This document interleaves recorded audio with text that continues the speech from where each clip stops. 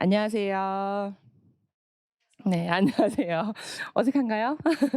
자, 우리 일단 교재가 이제 나왔죠. 그래서 교재는 아마 다 이제 구매를 하셨을 거라 생각을 하고요. 그래서 사실 오늘은 첫 시간이기 때문에 그래서 이제 진도를 나가는 것보다는 어 아 제가 이제 그 개인적으로 이제 메일이랑 카페를 통해서 여러분들한테 이제 소식을 많이 듣는데, 이게 보통 보니까 이제 물론 합격 수위 같은 데서도 보고 오시지만, 근데 일반적으로 보통 주변에 이제 합격을 한 선배들이라든가 아니면 추천을 통해서 오시는 분들이 많기 때문에 제가 그분들의 추천에 이제 패가 되지 않도록 올해도 일단 열심히 강의를 할 거고요. 일단 어떻게 강의가 진행되는지를 이제 궁금해하실 것 같아서 이제 먼저 가볍게 전반적으로 어떤 식으로 교재가 구성되어 있고 우리가 뭘 학습해 나갈 것인지를 한번 보도록 하겠습니다.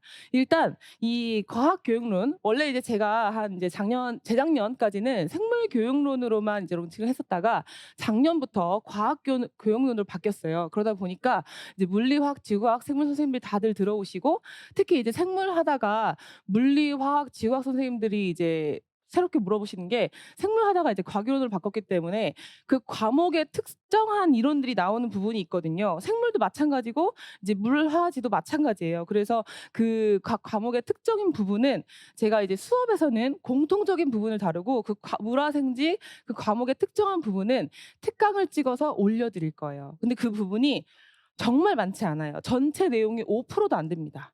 그래서 사실 이게 이제 과학교육론이 1단원부터, 이게 1단 그냥 숫자로 쓸게요. 1단원부터 6개의 단원이 있는데, 사실은 이 중에서는 거의 진짜 95% 똑같고, 이제 95% 사실 5%에 차지하는 것도 사실 뭐 여기는 논외죠. 여긴 당연히 다릅니다. 당연히 다르고, 제가 말씀드리는 거는 여기서 이제 거의 이제 5% 정도밖에 차이가 없어요. 그래서 이제 각 단원별로 특정 이론 몇 가지만 물화생지별로 특별한 것들이 조금씩 들어가 있는데, 그거는 사실은 정말 설명할 게 많지 않기 때문에 특강을 통해서 여러분한테 다시 이제 강의를 보여드릴 거고, 직강 이 공통적인 수업에서는 이제 공통의 부분만 다루게 될 거다.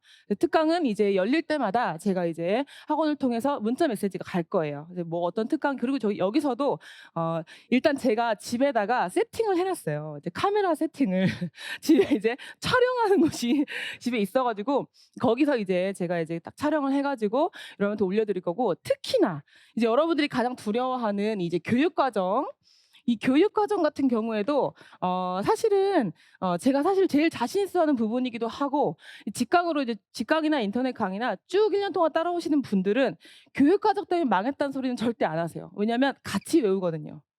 이게 보통 강사들이 자기는 안 외워놓고 외우라고 시키는데, 저는 제가 계속 같이 외워요. 근데 같이 외우는데 저도 사람인지라 처음부터 막 내용 요소까지 완벽하게 외운 다음에 막 이렇게 서로 막 이러면은 서로 힘들어지죠. 그래서 제일 중요한 것부터 우선순위대로 이제 1월, 지금 2월이죠. 2월부터 3월, 4월, 5월 쭉 나가면서 같이 우선순위부터 같이 외워나갈 거예요. 우리 이제 모든 강의에서는 오늘만 딱 없고 OT 하는 날만 없어요. 매 강좌의 첫날만 없고, 그다음 주부터는 항상 체크라는 한 장짜리 종이가 나갑니다. 그래서 그 종이에다가 항상 교육 과정을 일부씩 제가 물어볼 거예요. 지난주에 같이 외웠던 거를 그다음 주에 또 물어보고 하면서 계속 이제 그 암기를 이제 쌓아가는. 근데 이제 쌓아간다고 해서 옛날에 외웠던 거 그 뒤에 확인 안 한다? 절대 아니죠. 이제 예전에 외운 것도 계속 떠먹고 해서, 그래서 교육 과정은 이제 절대 걱정 없이 이제 거의 뭐 10월, 11월 되면 다들 이제 이거 안 하셨던 분들 불안해하거든요. 근데 우리는 불안해하지 않고 이제 이거는 기본으로 먹고 들어가는 점수가 된다라고 생각하시면 되고, 그래서 이제 교육 과정 같은 경우에는 다른 과목보다 이거는 정말 물화생지에 특화되어 있는 부분이기 때문에 요거는 정말로 공통적인 부분을 강의에서 이제 본 강의에서 하고, 특강을 통해서 세부적인 것들은 다룰 거예요. 근데 이제 또 요런 얘기 안 할 수가 없죠. 지금 1년의 전체적인 과정이 지금 2, 3, 4월 달에 걸쳐서 일반 핵심 이론을 할 거예요. 일반 핵심. 그쵸? 그다음에 5, 6, 7월 달에 걸쳐서 심화 핵심을 할 거예요. 그리고 7, 8, 9월 달에 걸쳐서 문풀. 이제 이 문제풀이 같은 경우에는 이 기출과 예상 문제를 혼합해서 기출 문제와 예상 문제가 계속 왔다 갔다 거려요. 그러면서 이제 예상 문제도 같이 풀고 해가지고 그거를 이제 문풀 상, 그리고 9, 10, 11은 문풀 하예요. 근데 이거를 여러분들 다른 강좌라고 생각하시는데 똑같은 강좌인데 이제 우리가 단원이 요렇게 되어 있죠. 요게 1, 2, 3단원까지가 상, 그다음에 4, 5, 6단원이 하예요. 그래서 연속 강좌라고 보시면 돼요. 참고로 제 강의 듣는 이제 몇백 분들께서 퍼센테이지가 이거 들었는데 요거 안 들으시는 분들이 거의 없어요. 그러니까 한마디로 만족했다는 뜻이겠죠? 그래서 이제 이 강의를 듣고 거의 95% 이상의 선생님들이 다시 다 같이 이걸 들어요. 그러니까 처음에는 요거 하나 강좌 수강했다가 결국 다 그래서 이제 학교 수기 보시면 대부분이 이제 풀커리로 들었다. 의도치 않게라고 이제 많이들 그렇게 하시는데 뭐 꼭 다 들어야 되는 건 아니지만 어쨌든 간에 우리가 이런 식으로 진행이 되는데 일반 핵심 이론과 심화 핵심 이론 같은 경우에는 어떤 차이가 있냐면 지금 이 교재가 굉장히 얇아요. 그쵸? 얇은데 심화 교재는 이거의 2배 이상입니다.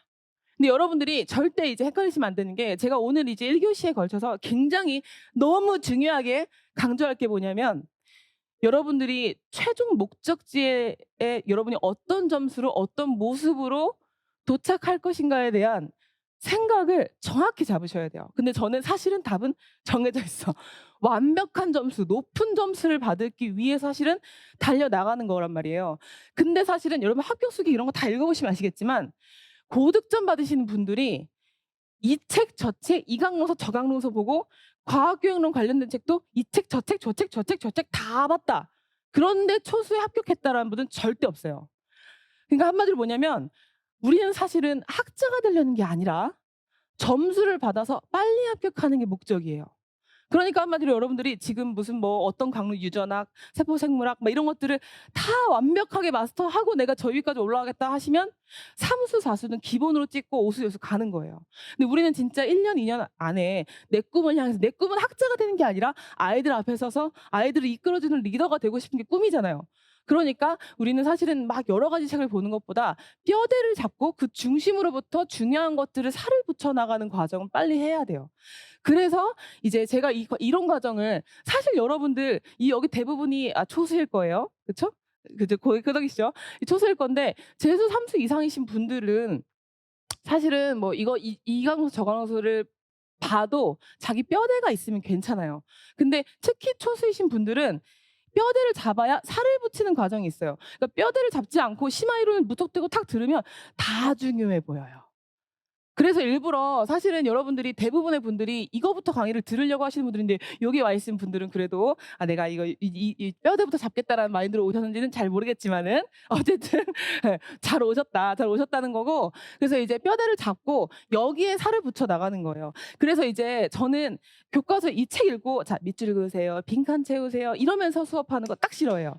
제가 강의할 때 보시면 아시겠지만 저는 책에 손에 뭘 들지 않습니다. 들어봤자 정말 한 장짜리 유인물 정도 컨닝할 거 기억 안 날 때 컨닝하는 정도만 딱 들고 있지 보통 손에 아무것도 안 들고 있어요. 그리고 전반적인 뼈대에 해당하는 걸 다 설명을 해드리고 그리고 교재는 정말 10분 정도에 걸쳐서 빈칸만 빠르게 채워나가는 거예요. 근데 여기 앞에서 뼈대를 채우면서 이해를 하셨다면 책을 채우고 읽는 건 진짜 빠르게 할 수 있어요. 그래서 뼈대를 중심으로 공부를 먼저 해야 되기 때문에 이게 일반 과정이 먼저 있는 거고요. 그다음에 이제 심화에서는 책이 훨씬 이거 2배 이상으로 두껍죠. 그때는 근데 이제 뼈대가 뭔지 알기 때문에 뭐가 중요한지 알아서 거기에 이제 걔의 이해를 돕기 위한 부가적인 설명들이 요렇게 나와 있어도 이거 다 외우라는 거구나가 아닌 걸 알아요, 본인이. 그래서 이제 이해를 위해서 저 심도 있게 공부를 해가는 과정이라고 보시면 되겠습니다. 아셨죠? 그리고 이제 문제풀이를 하고 여기가 끝이에요. 제 강의는. 그래서 11월 달도 사실 11월도 아니에요. 거의 10월 말, 11월 첫째 주 정도에 끝내요. 그래서 우리가 11월 셋째 주에 시험을 치기 때문에 2주 정도, 2주에서 3주 정도 공백을 두고 이때는 스스로 본인이 정리하는 시간을 갖고 그리고 이제 시험 1차 치고 나서 바로 그 다음 주 월요일 날 2차 강의를 개강합니다. 아셨죠? 그렇게 이제 진행된다라는 점 아시고 계시면 되고 일단 처음에 제일 먼저 들어가는 게 이제 물론 공부 한번 해보셨던 분들은 너무 이제 잘 아시겠지만 이런 게 있었지 하고 이제 한 번 더 생각한다는 생각으로 한번 보시면 돼요. 제일 먼저 과학의 본성, 그 다음에 과학, 사, N, 철학, 그 다음에 교수 쓰실 필요 없어요. 아 왜요? 교재 다 있는데. 앞에 목차 다 있어요. 교수학습 이론 있고 교수학습 방법. 여러분이 교수학습 실제라고 알고 있는 거 있죠? 그게 이제 방법이고 그다음에 교수학습 평가 마지막이 과학과 교육 과정이 되겠습니다. 그래서 여기서 대충 뭐 배웠는지 제가 아직 5분 정도 간략하게 설명을 드리자면 이 과학의 본성에서는 아시다시피 대놓고 요즘에는 과학의 본성을 쓰시오라는 문제가 많이 나오기 때문에 여러분 대충 아실 거라 생각해요. 과학이라는 거는 이따가 2 교시 때부터 본격적으로 할 건데 과학이라는 건 어떤 과정을 통해서 만들어지며 그 산물의 특성이 어떤가 이 두 가지 측면으로 봅니다. 그래서 어떤 과정을 통해 과학이 만들어지고 그렇게 해서 만들어진 과학이라는 것이 지식이 어떤 특성을 가지고 있는지에 대한 얘기예요. 그거에 대한 논쟁인데 중요한 건 어떤 관점을 바라보고 우리가 과학을 볼 것인가에 대한 내용을 다뤄요. 제일 먼저 왜 그런 얘기 들어봤잖아요. 과학 지식은 가변성이 있어. 잠정성이 있어. 과학은 단 한 명의 천재가 만드는 게 아니라 현대적 관점 얘기하는 거예요. 단 한 명의 천재가 아니라 여러 과학자들의 협력을 통해서 만들어지는 거지. 이번 연도에 이제 화학에서 나왔던 그 지문 중에 하나가 이 과학의 본성을 쓰라고 하는 문제에서 이제 컴퓨터나 인공지능 AI 기술을 통해서 뭔가 이제 필요한 그런 지식들을 AI가 딱딱딱딱 챗GPT 아시죠? 딱딱딱딱 이제 골라내기 때문에 과학 지식이 발전한 속도가 더 빨라졌어. 이런 대화를 나눠요, 교사들이. 그래서 이제 이 교사가 가지고 있는 과학의 본성은 뭐냐? 그러면 과학 지식은 기술에 영향을 받는다. 이걸 쓰는 거예요. 그래서 이제 과학에 대해서 어떻게 보느냐에 대한 거를 여기서 다뤄요. 제일 먼저 본성에 대한 얘기를 정리하고요. 지울게요. 어머 잘 안 지워지는 칠판이군요. 이게 교실마다 잘 지워진 데가 있고 네 지우개로 잘 지워져요. 자 본성이 있고 그다음에 그럼 지식이 뭔데 과학 지식이 뭔데 이 지식에 대한 본격적으로 조금 더 자세히 다룹니다. 그래서 지식에는 어떤 종류가 있는지 들어보셨죠? 선언적 지식, 명제적 지식, 비명제적 지식, 절차적 지식 이런 거 들어보셨죠? 그런 종류에 대해 다루고 또 구성 요소, 사실, 개념, 법칙, 이론, 가설, 원리 이런 거 들어보셨죠? 올해 이제 생물에서 처음으로 원리를 쓰라는 문제가 나왔어요. 그래서 원리? 법칙도 이론도 아니고 원리? 그래서 우리는 이제 강의를 들어보신 분들은 이제 원리라는 것이 그 현상을 지배하는 절대적으로 기각할 수 없는 진리라는 걸 우리가 정의를 이제 머릿속에 외우고 있단 말이에요. 정의는 외웠는데 그 원리를 어떻게 쓰라는 거야? 실험은 이제 효소 문제 나왔어요. 카탈레이스로 이제 과산화수 분해하는 실험이 나왔는데 부의도에서 아시죠? 부의도에 보시면 이제 개념 쓰고 그죠? 개념 쓰고 뭐 법칙 쓰고 원리 쓰고 이론 쓰고 뭐 세계관 철학 뭐 이렇게 쓰잖아요. 여기 이제 이론이 써 있었어요. 근데 원리를 쓰라는 문제가 나왔어요. 처음 나온 유형입니다. 이제 인용 기출에서 물화생지 통틀어서. 근데 이럴 때도 우리가 방금 외웠던 말했던 그 정의를 토대로 근데 문제가 좀 쉬웠어요. 여러분들은 어렵다고 했지만 저는 봤을 때 쉬웠어요. 왜 쉬웠어요? 문제에서 힌트가 강력했거든요. 여기 위에 이론이 적혀 있었거든요. 근데 문제에서 기억인가 니은인가? 니은에 들어갈 원리를 쓰세요가 아니라 이론으로 설명할 수 있는 원리를 쓰세요였었어요. 그럼 사실은 여기서 보이는 원리가 한 두세 가지 보이거든요. 근데 이 중에서 이론으로 설명할 수 있는 건 정해져 있습니다. 그래서 이제 그것도 이제 나중에 해설을 다 해 드릴 거예요. 참고로 여러분 2024학년도 물화생지 전체 문제는 지웠네요. 일반 핵심 이론과 심화 핵심 이론 이 두 개의 강의를 통해서 다 교재에 다 실었고 다 풀 거예요. 물화생지 전체 해설을. 원래는 문풀 과정에 사실 다 이제 기출을 넣거든요. 작년 특히 이제 올해 시험을 치면 바로 직전 기출에 대한 거 다 넣는데 제가 올해는 이상하게 그 요청이 많더라고요. 2024학년도 해설 언제 해 주냐. 그러니까 되게 어려웠던 거죠. 여러분들 체감이 너무 어려웠기 때문에 빨리 알고 싶은 거예요. 그래서 이제 제가 이론에 다 넣었고 이제 이 강의를 이제 들으시면 좋겠지만 듣지 않더라도 나중에 그 해설했던 부분을 짜집기해서 특강으로 다 올려 드릴 거예요. 그래서 이제 강의를 안 들으신 분들도 들을 수 있도록 해 드릴 거고 어쨌든 그래서 이제 지식에 대한 부분 올해도 이제 원리가 나왔었고 지식에 대한 부분도 지식이 어떻게 변하냐 뭐 누가적 모형, 점진적 모형, 격변적 모형 뭐 이런 거 있거든요. 그래서 그런 모형에 대한 내용도 다루고 그리고 이제 나아가서 이제 아시죠? 과학하는 방법. 그래서 귀납, 연역, 귀추, 가설, 연역 배우고 그다음에 기능. 기초 탐구 기능, 통합 탐구 기능 외웠죠? 관찰, 예상, 측정, 분류, 추리 의사소통 막 이런 것들 해요. 통화탐구 기능, 변인 통제, 뭐 자료 해석, 자료 변환 막 이런 것들. 그런 것들 여기서 이제 다 다뤄요. 그러면 끝나요, 여기 단어는. 그러니까 한마디로 정말 과학을 하는 방법, 과정과 과학 지식에 대한 걸 다 배우는 거예요. 이해되시겠죠? 그래서 1 단원에서 과학이 뭐냐, 어떻게 만들어지는 과정이 어떻고 만들어진 과학 지식이라는 건 어떤 특성을 가지고 있느냐를 배우는 게 첫 번째 단원이에요. 우리가 아무래도 과학 교육론이잖아요. 이게 뭐냐면 과학을 어떻게 가르칠 것인가에 대한 학문이에요. 그러려면 얘를 알아야겠죠? 그래서 첫 번째 단원에 들어가 있는 거고, 두 번째 단원은 이런 생각이 되게끔 어떻게 역사적으로 무슨 일이 있었길래 이렇게 생각을 하게 되었을까를 보기 위해서 철학을 배우는 거예요. 그래서 근데 철학은 사실은 과학사하고 뗄래야 뗄 수가 없겠죠. 옛날에는 이제 경험주의, 경험이 아니고서야 어떻게 과학 지식을 논하겠느냐. 그랬더니 이성주의가 나와요. 경험은 무슨, 우리한테는 순수한 이성이 있어. 보이지 않아도 내가 이성적으로 생각했을 때 이게 진리라고 하는 이성주의와 싸움. 이런 식으로 이제 과학의 역사와 함께 철학을 함께 다룹니다. 근데 과학사 자체를 다루는 건 아니지만 문제가 전부 다 과학사로 등장하죠. 그래서 문제 기출문제 보시면 아시겠지만 물화생지 전부 다 그 과목에 해당하는 과학사, 어떤 특정 개념이 만들어지는 데까지 어떤 과학자들이 어떤 고군분투 끝에 어떤 과학 지식이 만들어졌고, 이게 그 시대에는 면박당하고 반박당하고 이러다가 나중에 이러이러한 증거물들이 나와서 증명돼서 이제 이것이 현대에서는 믿고 있다. 이런 과학사들이 다 나와요. 근데 이 과학사들이 과학사에서 끝나는 게 아니라 그 과학사를 어떻게 분석할 수 있을 것인가. 철학은 그 관이에요, 관. 내가 똑같은 현상을 봤을 때 내가 경험주의적 관점으로 철학을 가지고 있는 사람의 눈으로 보면 이거 그래. 경험을 통해서 이렇게 실제로 이제 경험주의는 대부분 과학적 방법을 귀납법으로 하겠죠. 그래서 눈으로 본 것만 내가 믿는 거예요. 눈으로 본 것만 믿고 똑같은 현상이 여러 번 일어나면 그거를 규칙성을 일반화해서 내가 그 지식을 받아들이는 거예요. 어떤 똑같은 지식을 봤을 때 그럼 경험주의는 그런 과정을 봤기 때문에 이 지식은 맞아라고 하지만, 또 이성주의적인 눈으로 싹 봤을 때는 말도 안 돼. 너가 지금 모든 경우의 수를 다 본 게 아니잖아. 모든 경우의 수를 어떻게 네가 다 봐.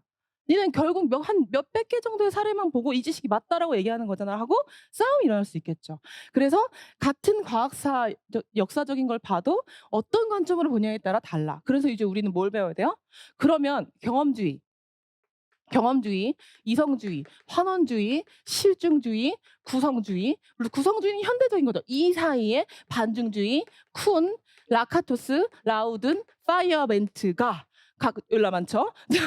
당황스럽죠? 별거 아니에요. 그래서 이제 이런 관점으로 봤을 때 어떻게 해석 가능할 것인가를 보는 게 여기예요.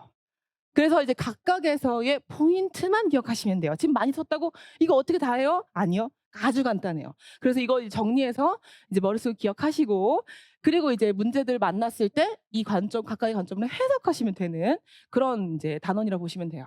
그리고 이제 본격적으로 우리가 이 학문을 공부하는 이유, 과학 교육론 어떻게 아이들을 가르칠 것인가에 대한 부분인데, 이 교사학습 이론은 내가 아이들을 가르칠 때 아이들이 학습하는 과정에서 어떤 특성을 가지고 학습을 하며, 애들이 예를 들어 어떤 오개념을 갖고 있는데 이게 왜 안 끈질기게 붙어 있고 내가 아무리 과학적으로 설명을 해도 놓지 않는가, 이런 거에 대한 분석, 그리고 애들은 어떤 과정을 통해서 학습을 하고 어떻게 교육을 해야 유의미하게 머릿속에 박아놓을 수 있는가, 이런 거에 대한 이론, 기본 베이스인 토대를 다지기 위해서 이론을 배우는 거예요. 그래서 여기 여러분이 잘 알고 계시는 피아제, 브루너, 오슈벨, 비고츠키, 드라이버의 대체적 개념들 이론까지, 여기서 이제 구성주의까지도 같이 배웁니다. 그래서 이제 이론적인 걸 배우고, 그럼 이제 이론적인 걸 배웠으니까 애들이 이러이러하게 학습을 하려고 하고, 학습 들어오기 전에 이런 특성을 가지고 들어오고 이런 과정을 통해 학습을 하는구나. 그러면 내가 이제 어떻게 가르쳐야 된다? 그래, 이런 방법을 통해서 가르쳐야겠구나가 나오는 거예요. 그래서 여기 이제 여러분이 잘 알고 계시는 발견학습, 협동학습, 순환학습 등등이 있죠. 뭐 발견학습은 뭐 정해져 있고, 협동학습은 아시다시피 뭐 직소, 스테드, 직소 원투, 쿱, GI 이런 거 들어있는 거고, 순환학습은 여러분 잘 알고 계시는 순환학습 3단계, 로스넬 순환학습 모형 3가지 모형 아시죠? 네. 안 물어볼게요. 오늘 첫날이니까. 원래 맨날 물어봐요. 원래 맨날 수업할 때 여러분 시작할 때 기본 이론반에서 특히 그러거든요. 시작할 때 지난주에 했던 거를 한 5 분에서 10분 정도로 막 물어봅니다. "자 여기서 뭐 있었죠?" "그렇죠." 말로 해요. 쓰지 않아요. 말로 해요. 그래서 물어보면서 공부하고 있는지 계속 이제 확인하죠. 지난 시간까지 이제 배웠던 거를 한번 이제 간추려서 상기해 보고 그다음 진도를 나가요, 항상 매주.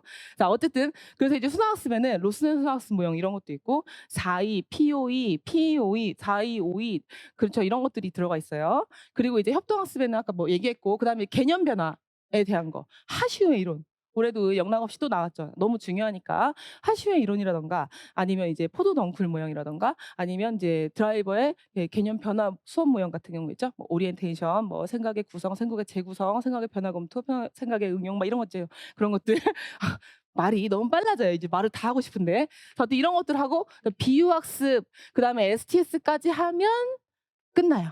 그래서 이런 학습 모형들을 가지고 수업을 하면서 이게 기본이 돼야겠죠.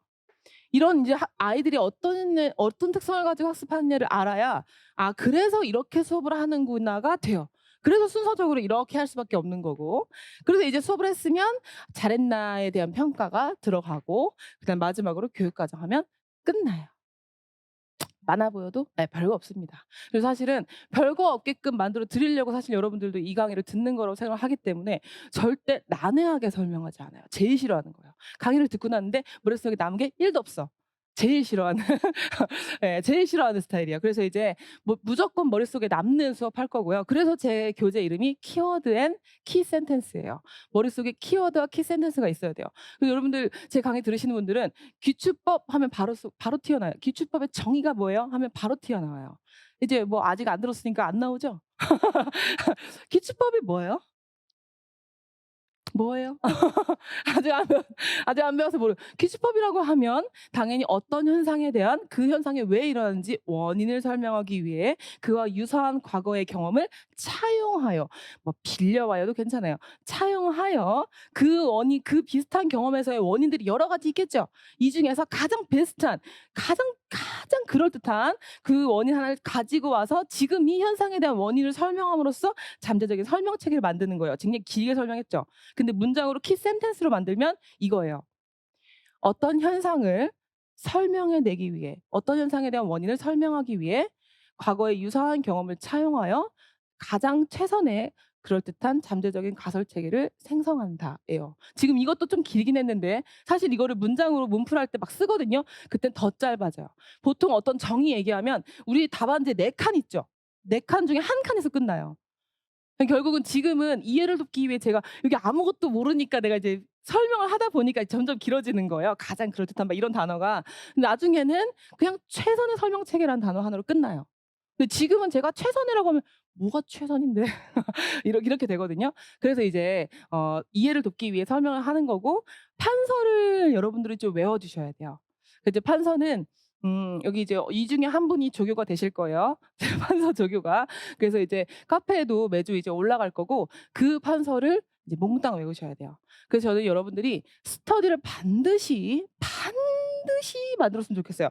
내가 기간제를 하거나 너무 바빠서 시간을 도저히 못 낸다. 그럼 스터디하지 말아야죠. 근데 만약 내가 올인한다. 올인을 하는데 스터디를 안 해? 올인을 하는데 스터디를 안 해? 멍 때리는 시간을 많이 갖겠다는 거야 뭐야. 자 물론 여러분들이 공부하는 시간이 부족하다는 걸 알아요. 올인할 때도 시간이 부족해요. 근데 그 근데 이게 루즈해져요 사람이 살다 보면. 그래서 스터디는 반드시 하는 게 좋고요. 스터디도 내가 공부하는 거 이론 진도 밀리지 않는 확인용으로 스터디하는 거야라는 마인드로 할 거면 하지 마요. 스터디를 왜 그런 용도로 하죠? 스터디는 해당 이제 분량을 잡잖아요. 분량까지 완벽하게 내 걸로 만들었느냐를 확인하는 과정이에요. 그니까 스터디 원들끼리 '쟤가 나보다 더 공부를 많이 했네?' 그런 마인드 틀려먹은 마인드. 서로 분량까지는 완벽하게 다 가져갔는지를 체크하고 못 외웠으면 속된 말로 지랄해야죠. "너 이거 왜 안 외웠냐고." 서로 진짜 그래야 돼요. 서로 윈윈해야 돼요. 서로 윈윈하는 되게 놀라운 거 알려드릴까요? 오늘 별 얘기를 다 하네 첫날부터. 되게 놀라운 거를 알려드리자면 정말 신기하게도 2차 이렇게 오시잖아요. 그럼 보통 1 차에 2차 때 제가 이제 직강으로 오시면 제가 전부 다 이제 짜 드려요. 그때 이제 제가 직강으로 딱 이제 40명 한정으로 딱 받으면 보통 5분 안에 매진되거든요. 그러면 이제 40분 다 오시면 제가 그거를 다 4 명씩 지역별로. 제가 첫날 물어봐요. "지역별로 해 드릴까요? 아니면 지역을 따로 해 드릴까?" 그럼 지역별로 그냥 해 달라 그래요. 왜냐면 그래야 경기도 같은 경우는 수업 나눔도 같이 하고 막 이렇게 하니까. 이렇게 해 드리면 이제 그렇게 하는데 그때 "아 저는 안 해 주셔도 돼요, 스터디." 이런 분들이 있어요. 그럼 그런 분들 대부분 뭐냐면 1차 때부터 쭉 오시는 분들이에요. 근데 그 1차 때부터 쭉 오시는 스터디인데 모든 스터디가 다 잘 되는 건 아니에요. 망하는 스터디가 대부분이고 정말 잘 되는 스터디가 몇 군데 안 되는데 너무 놀라운 사실은 이게 진짜예요. 제가 매해 느껴요. 정말 잘 되는 스터디는 그 4 명, 5명 구성원이 다 합격해요. 이거 옆에 선배들 보시면 합격하신 분들 들어보면 이런 얘기 많이 들어볼 수 있어요. 다 같이 합격해요. 슬프게도 1명 정도는 떨어질 수 있죠. 근데 그분도 되게 낮은 점수로 들어온 게 아니라 막 간당간당하게 해서 본인이 이제 스스로 자기의 역량이 부족했다고 생각을 하시겠지만 뭐 여러 가지 이유는 있을 수 있겠죠. 어쨌든 다 같이 합격해요. 근데 그런 스터디의 특징이 기본적으로 믿어야 돼요. 너도 합격하고 너가 합격한다고 해서 내가 떨어진다는 마인드는 틀려먹은 마인드예요. 그 정말 버려야 되는 거지 같은 마인드예요. 그래서 스터디 가 가지고 '내가 여기서 나만 합격할 거야.' 이런 마인드로 앉아 가지고는 제가 뭘 몰라도 '네가 모르는 게 뭐 나만 알면 되지.' 이런 마인드 안 돼요. 그래서 서로서로 지적해 줘야 돼요. "이거 몰라요?" 그럼 친절한 마인드로 "이렇게 저는 이렇게 외웠더니 쉽게 외워지더라고요." 서로 공유해야 돼요. 그렇게 해서 스터디를 꼭 짜야 되고 뭐 나 지금 스터디 없는데 누가 물 카페에서 물화 카페에서 스터디 모집을 안 해서 난 스터디를 못 본인이 모집하면 되잖아요. 그거 뭐 진짜 이상한 성격이네. 본인이 모집하면 되잖아요. 그리고 본인이 모집해서 스터디에 장이 됐다고 해서 내가 이끌어야 된다는 생각은 하지 않아도 돼요. 사람들을 모아서 "나는 이렇게 해 봤으면 좋겠는데 다른 의견이 있으면 언제든지 환영한다." 더 좋은 의견이 있으면 당연히 여기다가 추 이게 뭐라고 해야 돼? 넣어 가지고 같이 더 좋은 방법 베스트한 방법을 찾을 수 있는 거예요. 그래서 이따가도 잔소리 오늘 1 교시는 계속 잔소리 타임이니까 이제 피와 살이 되는 시간이에요. 여러분들 합격 수기 봐요. '아 잘 가르치더라.' 이런 얘기 당연히 하시겠지만은 그런 거보다는 이런 얘기를 훨씬 더 많이 해요. 어떻게 공부를 해 나가야 될 것이고 어떤 마인드로 공부를 해야 될 것인가. 스터디도 마찬가지고. 제가 몇 년 전까지만 해도 이제 합격하시는 분들 이제 보통 직강에서 인강으로는 잘 안 친해지겠죠. 얼굴을 본 적도 없고. 근데 우리 직강에서 선생님들은 이제 지금부터 쭉 가시는 선생님은 저랑 이제 친해져요. 친해져 가지고 나중에 이제 합격하신 다음에 제가 몇 년 전까지만 해도 이제 저 솔직히 말하면 제 눈엔 보여요. '아 이분은 붙겠다. 이분은 아직 좀 네 합격하기에는 네 공부를 더 해야겠다.' 보이거든요. 될 것 같은 분한테 가서 슥 말해요. "합격하시면 합격자 설명회 동영상 찍어 주실 거죠?" 이렇게. 이렇게 해요. 올해도. 근데 몇 년 전까지 그랬는데 정말 제가 어 올해도 그렇고 작년도 그렇고 정말 감사하게도 먼저 본인이 내가 공부를 이렇게 한 거를 알려주고 싶다. 제가 1년 내내 엄청 강조하거든요. 기버가 돼야 된다고. 공부는 매처 혹은 테이커. 매처랑 테이커가 뭐냐면 테이커. "난 주지 않겠어. 너는 몰라도 상관없어. 나는 내가 이 스터디에서 내가 원하는 것만 가져갈 거야. 내가 모르는 것만 충족해서 갈 거야." 이게 테이커예요. 그리고 매처는 내가 주는 만큼 너가 나한테 주는 만큼만 난 줄 거야. 똑같이 1대 1로. "너가 나를 알려줘야 나도 너를 알려줄 거야." 이런 마인드가 이제 매처예요. 근데 제가 1년 내내 강조해요. 기버가 되라고. 본인이 어떤 이론을 외우는데 너무 기발한 아이디어가 있으면 아까워하지 말고 스터디에서 공유하고 주변 사람들 공유해요. 그러면 그 사람도 좋은 아이디어나 이런 외우는 게 좋은 어떤 문제를 봤는데 이거는 진짜 올해 나올 수도 있을 것 같고 이런 게 있으면 서로 공유합니다. 그러니까 그 스터디가 함께 붙는 거예요. 제가 공부를 게을르게 하고 요새 약간 수능 빠진 것 같아? 같이 내려가야 돼요. 근데 이런 얘기를 계속 하다 보니까 올해 인터넷으로 들으시는 분이 심지어 얼굴 한번 본 적이 없어요 저는. 근데 인턴십 보신 분이 한 분이 저한테 "저도 진정한 기버가 되고 싶어서 합격 설명을 찍겠다."라고 하셨거든요. 그래서 아마 심화 이론 강의 때 한 번 오실 거예요. 예. 그 OT지 어쨌든 아직 그 심화 강의 때 오겠다고 말씀을 하셨는데 아무튼 발령 받고 또 이제 적응도 하셔야 되니까 심화 강의 때 시험 수업 끝나면 오실 거예요. 그래서 이제 여기서 어떻게 본인이 공부했는지 초수를 합격했거든요, 일병행하면서. 그러니까 할 말이 있는 거예요, 그런 분들이. 그래서 이제 어쨌든 간에 그래서 이제 무슨 얘기하다 여기까지 왔죠? 무슨 얘기하다. 근데 이런 얘기 되게 중요한 거예요. 첫날에만 이렇게 얘기하지 다음 시간에부터는 체크에 딸려 있는 아주 작은 멘트 정도만 하고 지나갑니다. 아셨죠? 이게 너무 중요한 거예요. 아무튼 그래서 1년 내내 동안 이런 내용을 공부를 할 거고요. 제가 이제 첫 시간에만 잔소리를 폭풍 잔소리를 하는데 제가 매년 첫 시간엔 이 얘기를 합니다. 자, 중앙이 저기니까 중앙에 가서 여러분들이 여기 제 뒤에 있기 때문에 안 보이실까 봐. 자, 일단 이명을 한번 분석해 봅시다. 여러분한테 지금 완벽하게 공부를 해야 된다는 얘기를 하기 위해서 지금 밑밥 까는 거예요. 뭐냐면 제가 원래 말이 좀 가벼워요. 아니, 가볍지 않으려고 노력은 해요. 지금 말이 가볍다고 사람이 가벼운 건 아니거든요, 여러분. 저 진짜 책 많이 읽고 네, 알게 될 거예요, 저의 진가를 점점. 자, 여러분들이 이명이 뭐라든지 똑같이 1차가 있고 2차가 있죠. 참 슬프게도 1 차에서 점수를 받는 거에 영향을 받아 가지고 최종은 이제 합격이 붙고 떨어지고 이런 분들을 많이 봤는데 이 부분도 할 얘기가 있어요. 1차 같은 경우에는 토탈 100 점인데 여기서 이제 여러분이 열심히 공부하시는 교육학에서 20 점, 그다음에 전공, 뭐라든지 전공에서 56 점, 그다음에 과학교육론 지금 이거죠. 여기 이 강의 과학교육론에서 24 점 이렇게 들어갑니다. 그죠? 이렇게 들어가요. 그리고 여러분 이제 전공 같은 우리가 이제 시험을 치러 갈 때 1 교시 교육과학 시험 치고요. 60분 동안. 그다음에 전공을 2 교시, 3 교시 동안 봅니다. 전공 2 교시가 전공 A예요. 3 교시가 전공 B예요. 여기서 12 문항, 여기서 11 문항이 나옵니다. 이 중에서 각각 이 과학교육론에 해당하는 게 3문제, 3문제씩 이에요. 그럼 나중에 전공이 9문제, 8문제 되겠죠. 그럼 이제 문제가 몇 개 안 돼요. 근데 올해 커트라인 보셨어요? 컷 보셨어요? 컷 보면서 무슨 생각했어요? 할만한데. 뭘 모르시는 말씀. 자, 여러분들 점수가 이제 올해 지구과학이 좀 난리 나긴 했지만 컷이 막 50 점대잖아요. 난리 났죠. 문제가 이제 힘들었던 거죠, 풀기. 근데 어쨌든 일반적으로는 보통 60, 70 점대에서 이제 컷 점수가 이제 결정이 돼요. 1차 얘기하는 거예요. 근데 여러분들이 내 목표를 1차 점수 70, 그러니까 70몇 점을 두고 공부를 해야 할까요? 당연히 아닌 겁니다. 근데 커트라인은 이 점수 받고 문 닫고 합격한 거예요. 근데 2차 점수를 받고 최종까지 최합을 해야 되는데 이제 그런 얘기 많이 들었을 거예요. 1차 점수에서 안정권으로 받아야 그래야 비벼 볼 수 있다 이런 얘기를 들었을 거예요. 틀린 말 아니에요. 정말로 1 차를 제 이제 2차 강의를 이미 1차 발표가 12월 말에 나요. 근데 우리는 1차 시험 치고 그러니까 11월 20 며칠이죠.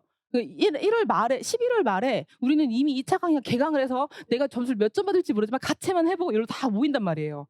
다 모이고 한참 2차 강의 거의 끝날 무렵 당연히 1차 합격자 발표나기 직전에 수업이 완료돼요. 한 달 강의가 완료가 되는데 제가 이제 다 부탁을 드려요. 다 합격하신 분들 자기 점수하고 컵 점수는 제가 알고 자기 점수를 다 이제 달라고 이제 합니다. 그래서 제가 이걸 달라고 하는 이유는 비교를 하기 위해서요. 통계를 내기 위해서. 몇 점까지를 뒤집어서 최종적으로 합격할 수 있는지를 알기 위해서 제가 이걸 다 받아요.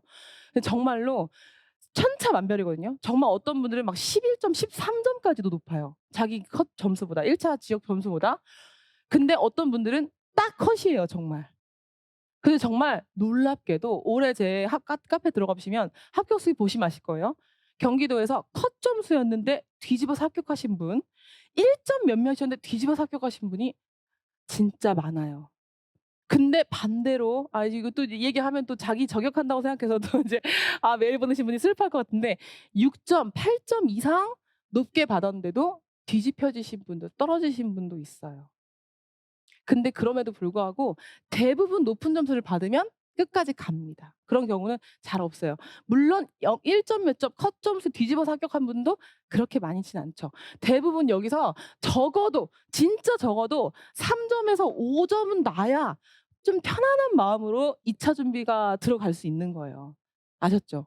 근데 물론 1차 시험 치고 점수가 나오지 까보지 않은 상태에서 2차 대비를 바로 들어가는데 그 가채만 해 보고 들어가잖아요. 그래도 이제 대충 이제 감은 오죠. 그래도 합격선보다는 쪼끔 올라가겠다. 합격선 간당간당하다 이게 있거든 말이에요. 그래서 1차 점수는 이 컷보다는 이렇게 높게 받아야 우리가 2 차에서 좀 더 편하게 준비를 할 수 있다라는 건데 저는 여기까지도 아니고 사실 70 몇 점이 컷 점수니까 우리는 사실은 정말 80점 정도 그 이상을 바라보고 공부를 하셔야 이내의 점수가 나오는 거예요 사실은.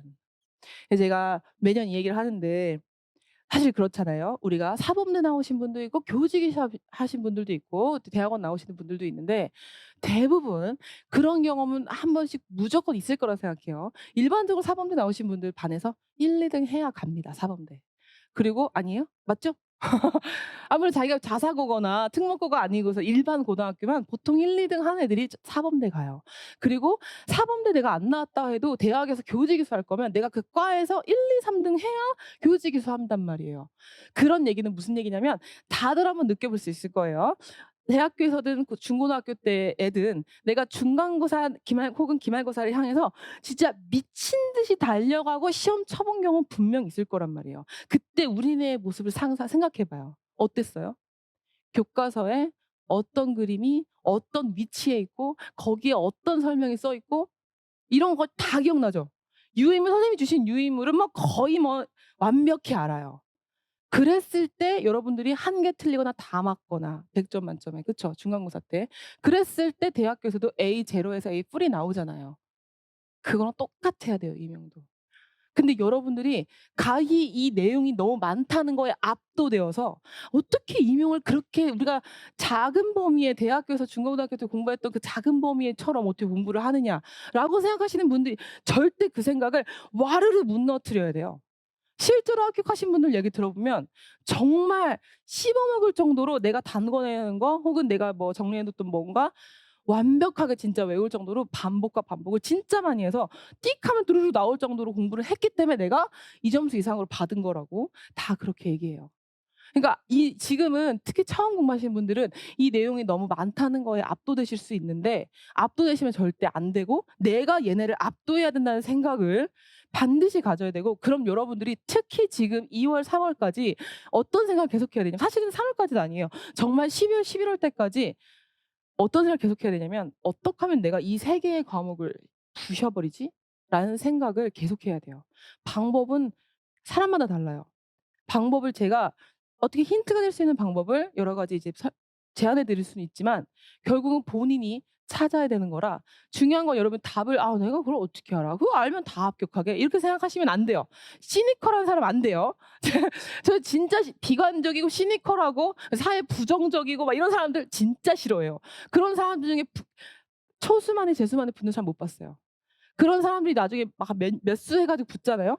결국 그 합격수기 읽어보시면 처음에 이삼 두 번 재수, 삼수 때는 부정적이었다가 내가 이렇게 생각을 바꿔 먹고 붙었다고 하는 합격수기가 대부분이에요. 생각을 긍정적으로 진짜 마음 먹고 내가 '아 난 왜 안 되지?'가 아니라 '어떻게 하면 되지?'를 계속 1년 내내 생각하셔야 돼요. 그렇게 하시면 방법이 하나하나 보일 거예요.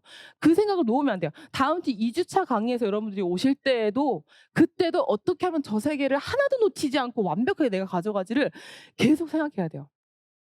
아셨죠? 그래서 내 점수를 이렇게 높게 받는다는 생각으로 공부를 어떻게 한다? 완벽하게 한다. 완벽하게 한다는 마음으로 공부를 하셔야 되고 그렇게 하기 위해서 여러분들한테 제일 먼저 이제 항상 말씀드리는 게 제일 먼저 멘탈 진짜 저는요 여러분들 생각이 전부라고 생각하는 사람이에요. 생각이 전부예요. 이미 여러분 머릿속에 '내가 올해 초수인데 되겠어? 내가 올해 초수 같은 재수인데 되겠어? 안 될 수도 있어. 난 내년까지 할 수도 있어.' 이런 마인드잖아요. 100% 떨어져요. 그 여러분들이 일단 머릿속에 '나는 무조건 올해 수석으로 합격할 거야. 나는 심지어 합격해서 나는' 그거 아시죠? 여러분 합격도요. 등수에 따라서 앞에 처음 1 등부터 앞에 이제 티오 난데에 맞춰서 앞에서부터 고등학교로 발령나요. 그리고 뒤에 다 중학교예요. 근데 여러분들 솔직히 고등학교 가고 싶잖아요. 여러분 다 알아요. 다 고등학교 가고 싶지 중학교 가고 싶지 그 질풍노도의 시기에 애들 받아주기 그게 쉽지 않거든요. 그 지금 실제로 이제 저는 이제 사실은 이제 밝힐 수는 없어요, 누구라고. 왜냐면 이제 뭐 불법은 아니지만 제가 지금 이제 일을 하면서 지금 올해 이제 여러 가지 프로젝트를 새롭게 하는 것들도 있는데 저 혼자 일을 못 해요. 같이 일하시는 저희 팀원분들이 계시는데 다 제 강의를 듣고 합격하신 분들이 들어와 있어요. 다 팀원들인데 정말로 이 멘탈 하나는 정말 가지고 있어야 된다는 걸 똑같이 생각해요. 이거를 받아들이셔야 돼요. 뭐 생각은 생각이고 내가 실력이 돼야지. 네. 그 실력이 멘탈로부터 출발하는 거예요. 그래서 만약에 본인이 지금 내가 불합격을 혹은 해 가지고 막 가족이나 연인이나 친구는 뭐 내 앞가림인데 친구 상관없죠. 부모님 보통 부모님이나 보통 이제 배우자 혹은 연인하고의 관계가 문제가 있다면 그거 무시하지 말고 반드시 해결하고 그 화목한 관계로 그냥 만들어 놓고 어떻게든 다시 원상태로 만들어 놔야 돼요. 만약에 이게 좀 어렵다고 한다면 데일 카네기의 인간관계론 읽어 보시고요. 꼭 읽어 보시고요. 그리고 혹시 내가 멘탈적으로 난 너무 게을러요. 내가 맨날 7시에 알람 맞춰도 막 8시에 겨우 일어나 가지고 아침에 이빨 닦고 막 나와요. 데일 카네기의 자기관리론 이거 읽어 보시고요. 진짜 저는요. 이제 꼭 이제 진짜 책을 엄청 좋아하는 사람으로서 정말 책을 1년 내내 추천하거든요. 이걸 좀 읽어 보라고. 어 진짜 멘탈이 너무 중요해서 본인의 멘탈을 잡아야 돼요. 그 멘탈을 잡기 위해 정말 좋은 방법이 책이에요. 저는 여러분들한테 자기계발서를 한 권 정도씩은 지금 시점에 무조건 읽어야 된다고 생각해요. 본인이 게으른 게 문제야. 그러면 자기관리 진짜 너무 좋은 책이에요. 데일 카네기의 자기관리론 꼭 읽어 보시고요. 그 책이 아니더라도 뭐 아주 작은 습관의 힘 혹은 뭐 에디 마일럿의 한 번 더의 힘 혹은 더 마인드 뭐 이런 것도 있고 또 뭐 있죠? 내가 몇 개 적어 놨던 것 같은데. 뭐 내가 공부법을 내가 모르겠다. 그럼 공부법에 관련된 책도 좋죠. 완벽한 공부법 뭐 이런 책들 있죠. 뭐 그릿 뭐 이런 책들 굉장히 많아요. 그런 책들 자기계발서거든요, 전부 다. 그런 책들을 본인에 맞게 제발 한 권은 좀 사서 빌리지 말고 꼭 사서 아침에 눈 뜨자마자 읽었으면 좋겠어요. 아침의 시작은 무조건 독서로 시작해야 돼요. 무조건. 이 무조건이에요. 무조건이에요. 제가 또라이처럼 보일 수 있어도 이건 진리예요. 아침에 무조건 독서로 시작하셔야 돼요. 많이 하실 필요 없어요. 단 한쪽만 읽어도 돼요. 자, 그날 하루를 살게 해준 인사이트 하나만 찾으면 돼요. 저도 이제 아침에 저는 아이들이 제 딸이 둘 이거든요. 하나는 6살 됐고 하나는 이제 3살 됐어요. 두 돌이 같이 났어요, 얼마 전에. 저는 우리 딸내미들이 8시에 다 일어나서 기상을 시켜서 9시에 등원을 시켜요. 저는 몇 시에 일어나냐면 5시에 일어나요. 오늘 아침에도 5시에 일어났어요. 늘 5시에 일어나요. 새벽형 인간일 때는 새벽 2-3 시까지 뭔가를 하다가 잤는데 제가 뭔가 이제 나이가 들고 피곤하더라고요, 밤에. 그래서 그냥 좀 일찍 자요. 한 11시쯤 자서 5시에 일어나요. 5시에 일어나서 8시까지 제 아침 루틴을 다 합니다. 근데 아침에 눈 뜨자마자 이빨 닦고 바로 앉아서 하는 게 독서예요. 근데 독서를 물론 제가 좋아하는 책이면 막 30분, 1 시간 반 읽죠. 근데 내가 좋아하는 책의 분야를 읽기 전에 그전에 무조건 인사이트를 줄 수 있는 자기계발서를 반드시 펼쳐요. 반드시 펼쳐서 '그래 내가 이렇게 하고 있는 게 맞아. 그래 이렇게 해야지.' 이 생각을 뭔가의 그런 인사이트를 줄 수 있는 걸 한 페이지를 읽어서 바로 나올 때도 있고 한 3 페이지를 읽어야 바로 나올 때가 있거든요. 그거를 알 수 있도록 한 10 분에서 20분 정도 책을 읽어요. 그리고 나서 운동해요. 예, 여러분 운동 대단한 거 아니에요. 요즘에 유튜브 켜보면 아침 요가 20 분, 아침 요가 30 분, 아침 요가 10 분, 아침 요가 5 분도 있어요. 그래서 운동을 해요. 운동을 하고 그다음에 제 자기계발 타임을 1 시간 내지 2 시간을 가져요. 저도 이제 여기 강의를 하려면 뭐 매년 하는 이거 말고 저도 뭔가 개발을 계속해야 될 거 아니에요. 그래서 그 시간을 2 시간을 가져요. 이거 관련된 거 아니더라도 개인적으로 영어 공부를 좋아해서 영어 공부도 좀 하고 해서 2 시간을 공부를 하고 그리고 나면 승리한 기분이 확 들죠. '아 역시 나도 오늘 아침 또 승리했어. 나는 내가 오늘 사실 오늘 이제 아무렇게나 막 살아도 오늘 내가 할 건 했어.' 이런 생각이 드는 거예요. 그 상태에서 이제 애들 깨우고 이제 보내고 들어오면서 그냥 커피 한 잔을 사서 그때부터 일을 시작해요. 제 하루 루틴을 왜 얘기하고 있는지 모르겠지만 9시에 애들 등원시키고 들어오면서 커피 한 잔 사서 그때부터 쭉 6시까지 일해요, 중간에 밥 먹고. 그리고 6시에는 딱 일을 놔요. 애들을 또 봐야 되니까요. 그렇게 매일매일을 살고 있어요. 주말에도 하는 루틴이에요, 다시 일어나서.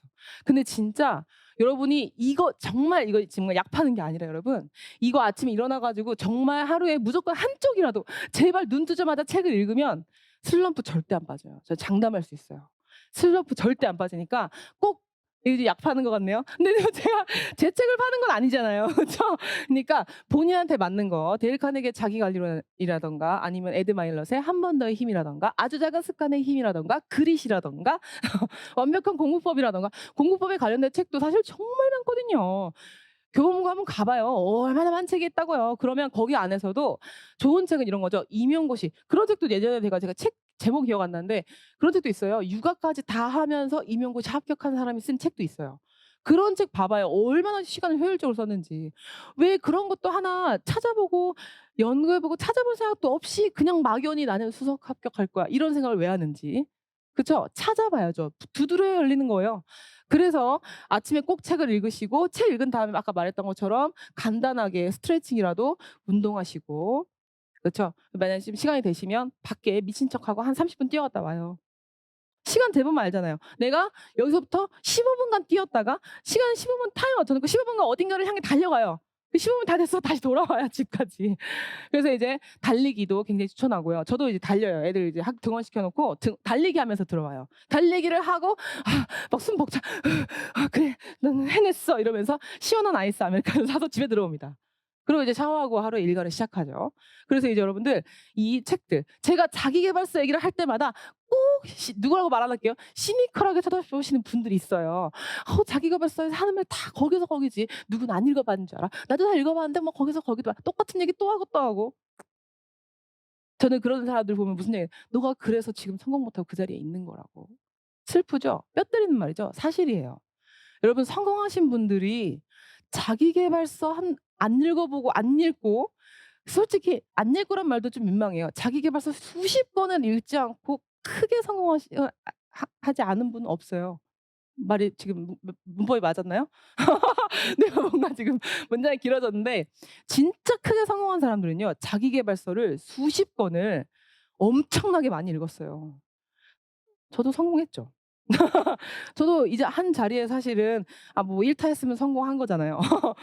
진짜 저도 책 엄청 많이 읽거든요.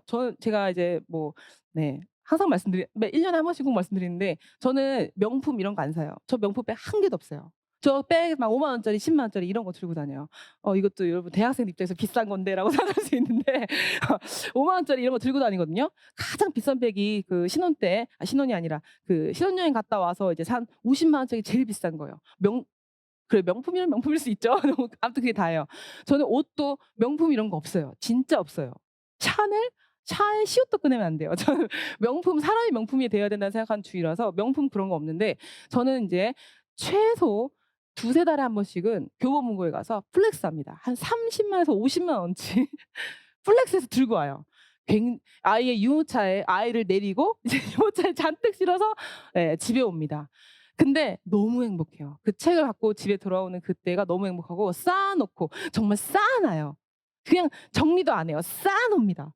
쌓아 놓고 하나씩 읽어 나가면서 그 애를 높이 쌓아 놓고 하나씩 빼요. 다 읽으면 점점 낮아지는 걸 보면서 희열을 느끼고 그리고 빼면서 있어야 될 서재의 자리에 이제 다 정리를 하죠. 읽고 난 다음에 정리를 하죠. 그러면서 이제 그 두세 달에 한 번씩 최소 정말 최소예요. 보통은 이제 한 달에 몇 번이고도 가 가지고 두세 권씩 틈나면 사 옵니다. 그래서 그만큼 책을 진짜 많이 읽는데 책은 진짜 여러분한테 인생의 양식이에요. 제가 아무리 여기서 무슨 얘기를 짓거려 봤자 그 책 한 권이 주는 인사이트를 따라갈 수가 없어요. 여러분들이 자꾸 뭐 안 되고 뭐 모를 때마다 유튜브를 보시는데 뭐 유튜브도 나쁘지 않죠. 근데 여러분들 생각해 보세요. 여러분이 상상해 봐요. 여러분이 졸라 성공했어요. 아유 말을 좀 무겁게 하기로 다짐했는데 이게 그게 있어서 그래요. 첫 시간에 좀 웃겨야 된다는 그 강박과 첫 시간에 여러분을 좀 웃겨야 된다는 그 강박과 프로페셔널 보이고 싶은 그 무게를 더하고 싶은데 잘 안 돼요. 자 어쨌든 간에 여러분들이 엄청나게 성공했다고 상상해 봐요. 근데 여러분들이 성공하는 과정에서 엄청나게 많은 인사이트가 있어요. '성공하려면 이렇게 해야 되는데 왜 모를까 다들.' 막 이게 있단 말이에요. '성공한다. 이제 이렇게 해야 되는데 이렇게 해야 되고 이걸 배워야 되고 이렇게 해야지 다 같이 나처럼 살 수 있는데.' 이 생각을 저도 하고 여러분도 나중에 성공해서 한다고 생각을 해 봐요. 그럼 나중에 어떤 생각이 처음에 드냐면 책을 쓰고 싶어져요. 그럼 왜 알려야 되니까 세상에. 유튜브는 사실 좀 가벼워 보일 수 있거든요. 내가 물론 어떤 콘텐츠를 분위기를 만드냐에 따라 다를 수 있지만 책을 쓸 때 어떤 마음으로 책을 쓰겠어요? 뭐 지인한테 몇 권 나눠주고 망해도 뭐 지인한테 몇 권 나눠주지 이런 마음으로 쓰겠어요? 그때 이미 쓸 때는요. 쓸 때 그 작가의 마인드는 베스트셀러예요. 이미 내가 썼으면은 주변 사람들이 이걸 읽다 하더라도 쭉 팔리면 안 되잖아요. 그럼 진짜 나는 솔직히 책을 쓴다는 건 굉장히 큰 의미가 있거든요. 그래서 난 베스트셀러가 될 거고 이 정말 내가 아는 이 좋은 이 핵심을 사람들 전파하고 싶어하는 마인드로 쓰는 거기 때문에 이 책 안에는 굉장히 많은 숙고와 이걸 많은 걸 거쳐서 만들어 놓은 산물이라서 다른 그 무엇과 비교가 안 되는 거예요. 그래서 책을 읽어야 돼요. 책을 읽는다는 건 여러분이 감히 너무 유명해서 눈도 마주치고 얼굴도 마주칠 수 없는 사람들을 가까이 서자에 가까이 마주 앉아서 대화하면서 그 사람들한테 1대1로 인생을 배우는 과정이에요. 얼마나 소중한 시간입니까? 그러니까 당연히 책을 많이 읽는 사람은 정말 성공할 수밖에 없어요. 무조건이에요, 이건. 성공한 사람들 중에 공통적으로 다 그러잖아요. 책을 읽으라고. 책을 읽어야 성공한다고. 근데 여러분들이 뭐 지금은 임용고시 합격하는 게 성공이라고 목표를 두었다면 성공하려면 계속 생각하셔야 되고 성찰하셔야 되거든요. 제가 책을 읽으라는 얘기가 책을 통해서 좀 배워, 인생을 배워 이게 아니라 내가 어떻게 하면 이 합격, 이 높은 고득점으로 내가 생각한 나의 정체성, 이런 그 합격을 했을 때도 진짜 우수한 점수로 멋지게 당당하게 불안하지 않게 합격한 나의 모습이 되기 위해서 내가 어떻게 공부를 해 나가야 될 것인가에 대한 성찰. 그 성찰을 위해서 책을 읽으라는 얘기예요. 그리고 아침에는요. 여러분이 다 일어나면 무방비 상태예요. 아무리 밤에 어젯밤에 '아 이제 열심히 해. 난 진짜 열심히 할 거야. 나 이렇게 겨울밤 다 써 놓고.' 이렇게 해도 자고 일어나면 무방비 상태. 인간이 다 그래요. 무방비 상태가 돼요. 아무리 그 전날에 막 이렇게 해도 그다음 날 아침 되면 무방비가 돼요. 왜냐면 아직 무의식에서 못 깼거든요. 그때 여러분을 잡아줄 수 있는 걸 읽어야 돼요. 만약에 이걸 읽지 않고 바로 유튜브를 켜 가지고 본인이 보던 릴스나 보고 있고 TV를 켜 가지고 OTT를 아침에 본다? 그럼 여러분들이 이런 생각을 해야 되는데 하루 종일 계속 해야 되고 1년 내내 해야 되는데 나의 생각은 이제 다른 데로 흘러가기 시작하는 거예요. 여러분들이 솔직히 말하면 이게 1년 내내 이렇게 우수하게 되려면요. 1년 내내 몰입해야 돼요. 황농문 교수님의 몰입 추천합니다. 네. 몰입이라고 이제 아시죠? 미하일 칙센트미하이 아시죠? 그분이 외국에 계시다면 한국에서는 유명한 그 플로우죠. 똑같은 그 몰입을 황농문 교수님께서 아주 책을 잘 써 놨거든요. 그 몰입을 1년 내내 하셔야 돼요. 그래야 사실 수석 합격이 나와요. 공부법? 공부법 중요하죠. 합격 수기 보면 여러 가지 방법이 나와 있어요. 근데 정말 방법이 다 달라요. 뭐가 제일 좋을지는 본인한테 특히 본인한테 뭐가 제일 좋을지는 본인이 부딪혀 봐야 알죠. 사실은 어떤 합격 수기를 보면은 몇 회 독을 했다. 내가 어떤 합격 수기 나 하루에 11 시간 공부를 했다. 내가 뭐 몇 회 뭐 그래 우리 뭐 여러 가지 방법들이 나와요. 내가 항상 말씀드리지만 다 아무 의미 없어요. 다 진짜 몇 시간? 웃기지 말아요. 11 시간 공부하셔서 합격하신 분도 있고요. 하루에 5 시간씩 공부해서 합격하신 분들이 있어요. 그러니까 기간제를 하면서도 합격하는 거예요. 그러니까 시간이 중요한 게 아니에요. 공부하는 방법이 중요하고 어떻게 공부를 할 것인가가 중요한데 그걸 찾기 위해서 계속 생각에 몰입을 해야 돼요. '내가 어떻게 하면' 다시 말하지만 '저 세 가지를 다 완벽하게 가져가지?' 이걸 계속 생각하셔야 되고 그 방법도 꾸준히 찾아야 돼요. 아니 밥 먹으면서 왜 릴스 같은 걸 하고 있냐고요. 밥 먹으면서 아직 내가 공부 방법을 못 찾았어요. 이걸 완벽하게 다 가져갈 방법을 몰라요. 그럼 밥 먹을 때 뭘 봐야 돼요? 공부법 유튜브에 쳐 공부법 합격한 사람들이 막 알려주는 그런 유튜브로도 봐야 되는 거 아니에요? 계속 보면서 '아 이거야.' 싶은 걸 자기가 해 봐야 될 거 아니에요. 해 봐서 되는 것 같으면 계속 해야죠. 그쵸? 그러니까 계속 문을 두드리고 계속 찾아야 돼요. 그리고 이제 아까 말씀드렸다시피 황노은 교수님 말하는 그 몰입은 쉽게 말해서 누가 봤을 때 '아 독한 년.' 이게 나와야 돼요. '아 좀 쟤 좀 쟤 왜 이렇게 유난 떨어?' 이래야 돼요. 물론 좋게 말하면 몰입했다.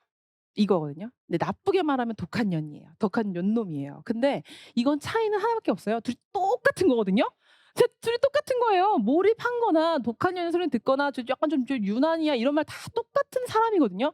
차이는 내가 그걸 겉으로 드러내면서 약간 막 예민하게 나 이거 해야 돼." 막 이러면서 야 나 이거 해야 되니까 커피 못 마셔. 너네나 놀아." 이렇게 유난 떨면 독한 년 소리 듣는 거고요. 그냥 속으로만 생각하고 나 그 이미 커피 마셨으니까 너네끼리 먹으라고 표현하고 계속 이거 하면은 그건 그냥 몰입한 거예요. 근데 결국은 다 똑같거든요. 진짜 1년 내내 모든 자투리 시간까지도 계속 뭔가를 해야 돼요. 그 1년 내내 계속 몰입하고 있어야 돼요. 내가 지금부터 계속 막 놀다가 지금부터 공부 시작." 이게 아니에요. 쉴 때도 그냥 손에 뭔가 들려 있어야 되고 계속 보면서 쉴 때도 이렇게 막 '아 내가 이걸 외워야 돼.' 이게 아니에요. 물 흐르듯이 계속 몰입하는 게 합숙 합격인 거지 '아 이걸 외워야 돼.' 막 이러다가 또 못 외웠다고 자책하고 이게 아니라 그냥 손에 항상 뭔가 들려 있어야 되고 근데 그게 이제 계속 이제 저러면서 '어 이거 미쳐. 봤는데 이거 못 외웠던 거네. 이걸 외워야지.' 하면서 버스 기다리면서 계속 외워요. 이렇게 외우고. 밥 먹으면서도 계속 '아 왜 그게 왜 이렇게 안 외워지지? 그 효소 이름이 뭐였더라? 아 맞아. 뭐였더라?' 하면 다시 보고 '아 맞아. 이거였어.' 먹으면서 이게 외우고. 마치 누가 보면 어떻게 보면 '공부를 즐기고 있는가?' 이렇게 보일 수도 있을 정도로 그게 몰입이에요. 계속 몰입하셔야 돼요. 그 몰입하기 위한 제가 많이 추천드리는 거는 바로 A4 학습지법이에요. 이거 제가 사실은 진짜 제 방법이 아니라 합격하신 분들의 저는 이제 합격하시면 이거 쓱 불러다가 "어떻게 공부했어요?" 이렇게 물어보는 게 제 취미이자 밥 한 끼 사드리면서 이제 그 물어보는 거예요. "어떻게 공부했어요? 이거 도대체 어떻게 한 거예요? 교육학 점수가 왜 이렇게 높아요? 이번에 이 난해했는데 왜 이렇게 높아요? 나한테 알려줘 봐요." 막 이러면은 또 이렇게 막 알려줘요. 그런 것들 중에 이제 여러분들 공유하고 싶은 거를 이제 공유하는데 오래전에 한 6년 전인가요? 합격하신 분이 알려준 건데 진짜 짱이더라고요. 제가 맨날 몰입하라고 막 해 놓고 방법은 못 알려드렸는데 그분이 알려주신 방법이 짱이에요. A4 용지를 이렇게 한 번 접고 두 번 접고 세 번 잡으면 어때요? 요만한 칸이 생겨요. 펼치면 8 칸이 되거든요. 여기에 여러분들이 공부하면서 소위 말하는 단거나 지금 초수다. 내가 초수인데 아직 여태까지 강의를 이제 다 출발이다. 이거 강의가 다 출발이다. 한 번 들었던 분들은 단거나가 이미 되어 있을 수도 있고 그럴 수 있어요. 그 공부하시면 돼요, 그걸. 근데 다 출발이다 하시는 분들 '아 나 올해 이거 이 강강 들으면 전부 다 새롭게 기본 인강부터 다 들으면서 정리할 단거나 할 거야.' 재수로 가는 지름길입니다. 절대 못 붙어요. 단거나 시간이 얼마나 많이 걸리는데 그걸 적고 언제 외울 건데요. 근데 우리는 아까 말씀드렸다시피 이렇게 받으려면 다 외워야 있어요. 다 뭐 나쁘게 말하는 표현이 왜 암기지 다 머릿속에 탑재되어 있어야 되거든요. 그러려면 단거나 만드는 게 아니라 이 종이를 적극 권해요. 이게 뭐냐면 공부하다가, 공부하다가 모르는 게 나올 때만 적는 거예요. 자 절대 하시면 안 되는 게 오늘 제 강의를 듣고 '자 처음부터 끝까지 정리를 하겠어. 키워드 중심으로 정리를 하겠어.' 그건 제가 판서로 이미 드릴 거니까 그건 하지 마시고요. 전공 같은 경우에도 다 내가 강의를 들으면 다 정리하겠어. 그게 아니라 들으시면서 '아 이거 진짜 이 부분은 안 외워진다.' 싶은 것만 여기에 하나씩 적는 거예요. 절대로 잊으시면 안 되는 게 얘네 사이의 개연성 따위는 절대로 없어요. 여기 교육학의 어떤 이론이 뭐가 정말 안 외워져서 하나 적어도 되고 여기 교육론, 여기 전공, 여기는 무슨 전공, 여기는 무슨 전공, 다른 전공이어도 전혀 상관없어요. 이 종이는 그냥 솔직히 끝까지 가져가는 게 아니에요. 제가 아까 말씀드렸죠. 이렇게 높은 점수를 받으려면 제가 이제 항상 이제 말씀드리는데 여기서 이제 말을 안 했는데 역행 계획이라는 걸 세워야 되거든요. 역행 계획. 여러분 역행 계획이 뭐냐면 뒤로 가는 계획이에요. 뭐냐면 여러분들 지금 2 월이죠. 2 월, 3 월, 4 월, 5 월, 6 월, 7 월, 8월 기네요. 이렇게 많은 달이 남아 있는데 내가 저렇게 수석으로 합격을 할 거면 어떻게 여기까지는 공부가 뭐가 되어 있을지를 거꾸로 생각하셔야 된다고요. 거꾸로 생각해 그냥 막연히 강사들이 강의를 열어 주니까 나는 그걸 따라가서 공부를 하다 보면은 붙겠지. 절대요. 절대 이거 강사들이 하고 가는 거요. 지금 2 월달 기본 강의는 좀 따라갈 수 있어요. 근데 심화 강의 시작하면서부터 강사들도 많은 지식을 한꺼번에 막 밀어붙여요. 그거 따라가기도 벅차요. 그래서 이제 그게 아니라 10 월, 11월 시험이니까 11 월, 3월 셋째 주니까 내가 적어도 이때까지는 이때는 정말 내가 구멍난 지식들 내가 전반적으로는 알고 있지만 분명히 어떤 특정 부분의 걸 못 외웠거든요. 어떤 특정 이런 지식을 안 외웠댔거나 단편적인 어떤 것들을 이제 못 외웠단 말이에요. 전반적으로 대충 알 것 같은데 그럴 때 그런 구멍난 지식을 그때 암기하는 시간이에요. 근데 암기하는 시간이란 얘기는 암기하고 플러스 강사들이 내보내는 그런 예상 문제, 모의고사 같은 시간을 풀어야 되는 시간이에요. 그럼 여기까지 있으려면 적어도 내가 암기해야 될 걸 그때 만드는 게 아니라 있어야 돼요, 손 안에. 사실은 그거를 미리 만드는 거예요.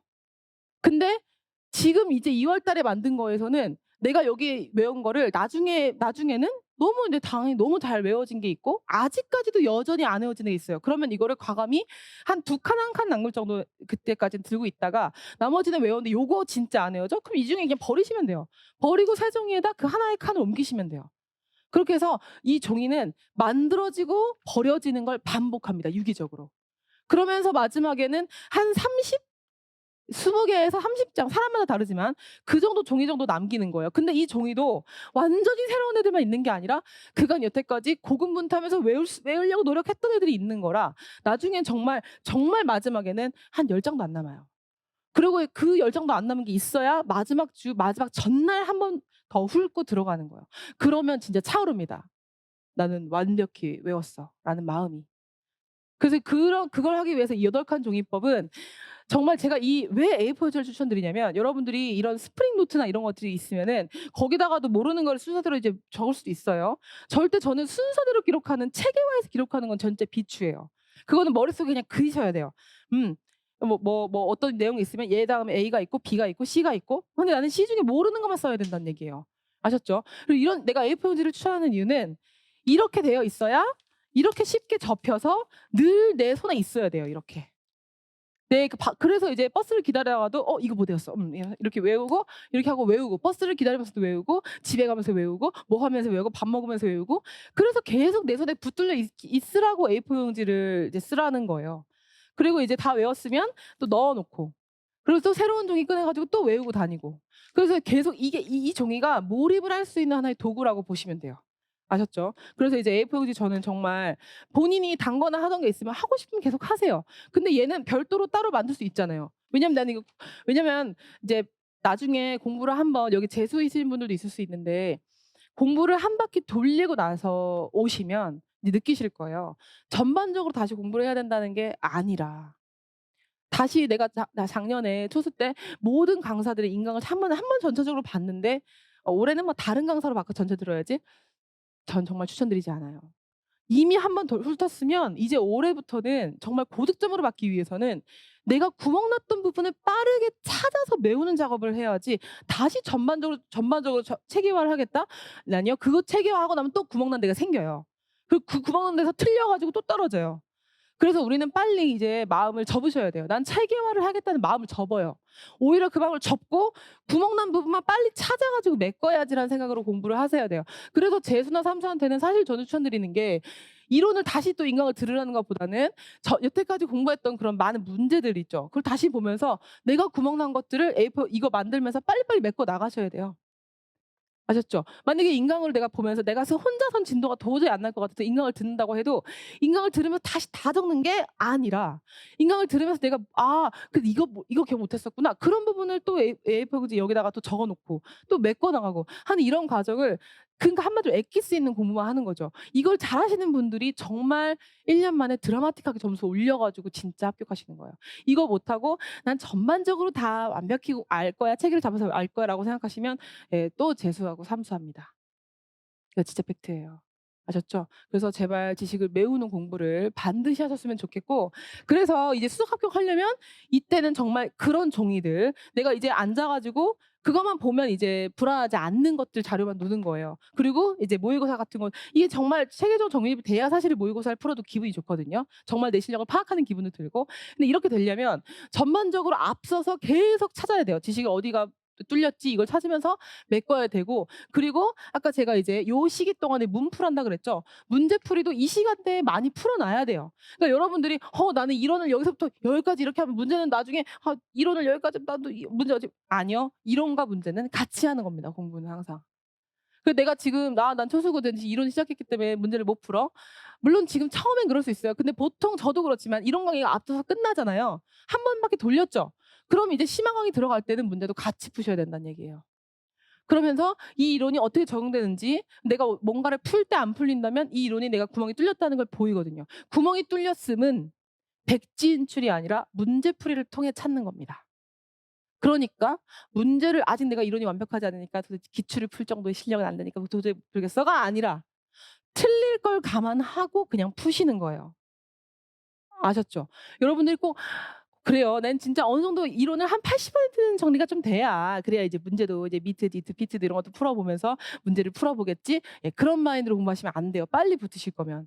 빨리 붙으실 거면 이론과 틀릴 그냥 각오를 하고 문제를 계속 풀어야 돼요. 계속 풀어야 돼요. 근데 처음에 그때는 엄청 틀리겠죠, 이때는. 근데 다시 한번 그 문제를 다시 볼 때는 그다음에는 확실히 덜 틀려요. 왜냐면 그때 틀리면서 이론들을 빨리빨리 찾아 맺거 되기 때문에 그렇기 때문에.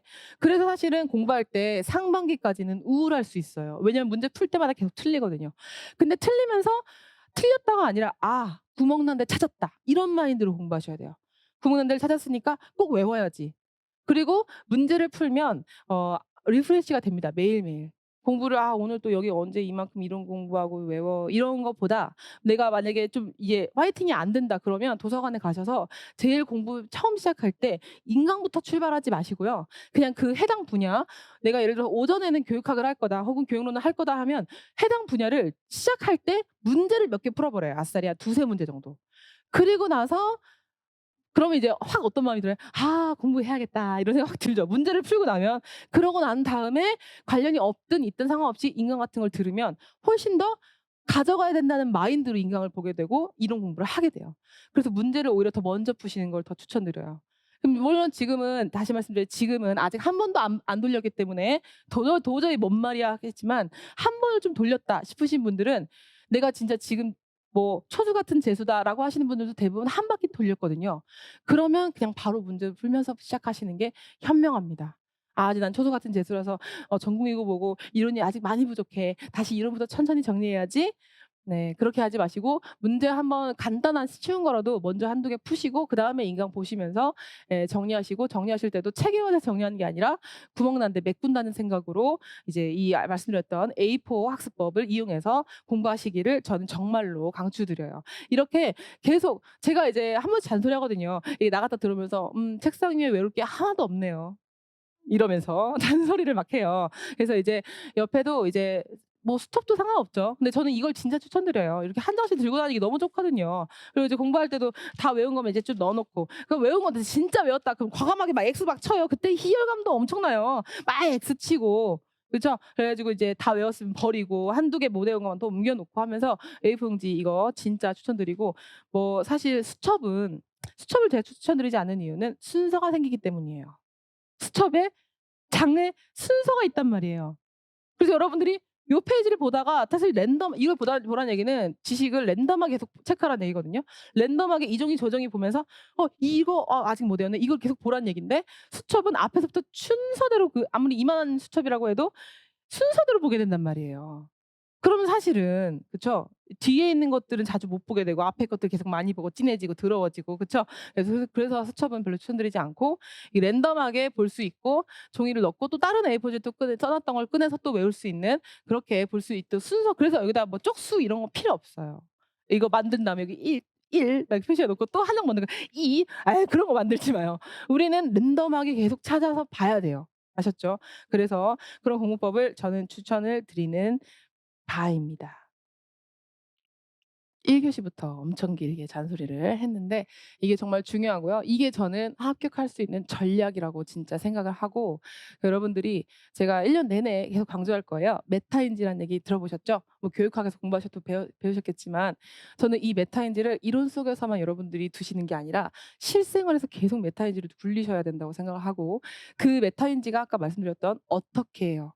어떻게 하면 내가 이걸 세 가지 다 가져올 수 있지? 어떻게 하면 내가 끊임없이 뭔가 이 임용 공부를 몰입할 수 있지? 내가 어떤 방법으로 계속 공부를 해야 내 손에 계속 임용이 있고 내가 나도 모르게 자꾸 이상한 BTS 이런 생각 안 하고 계속 임용고시 공부를 생각할 수 있지?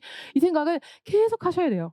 그러면 자꾸 그러다 보면 자기를 몰입할 수밖에 없는 환경으로 몰아넣게 돼요.